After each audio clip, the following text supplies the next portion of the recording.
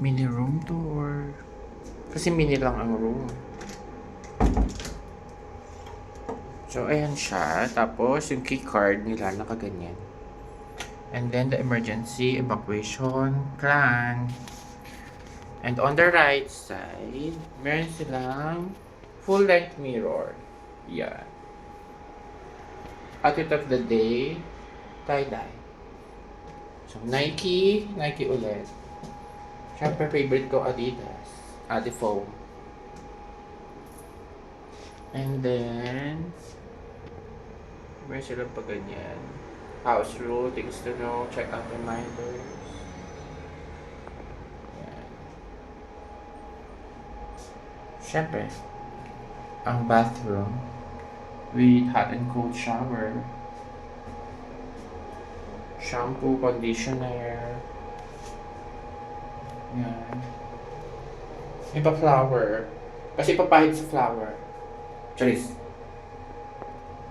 Toothbrush. Tapos walang tubig na. Yan. Switch o black lahat. And then, dito naman yung television na i-connect mo din sa pagganito nila, sa voucher. Tapos nangyay ako ng isa pang voucher kasi meron pa akong isang phone. Yan, si Pablo Laluna is playing. May bag, jacket ko later. Ito wala naman laman dito eh. Kahit itong isa. Yan. And then the bed. Yan.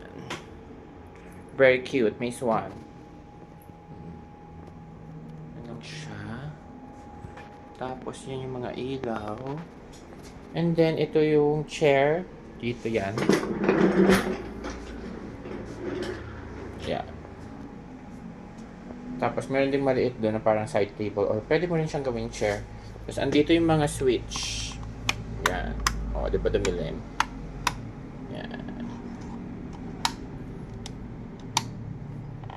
And then akala ko walang aircon. Pero pinabukas ko yung aircon. Medyo amoy rugby pa. Dahil nagre-renovate sila sa 5th floor. Tapos, dito yan. Open ko muna. Para ma-exhaust yung ano. Yung amoy rugby konti. Yan. So, we're here in Eurotel. Alam ko Eurotel to, pero Tuscany ng ano nila. Yan. Tapos may open cabinet lang sila dyan. May hanger. Drinking water. Coffee. Dalawa. May initan ng tubig. Kettle. And then your working area. Yan. Yun lang. Di ba ang ikli lang? Bye guys. Thanks for watching.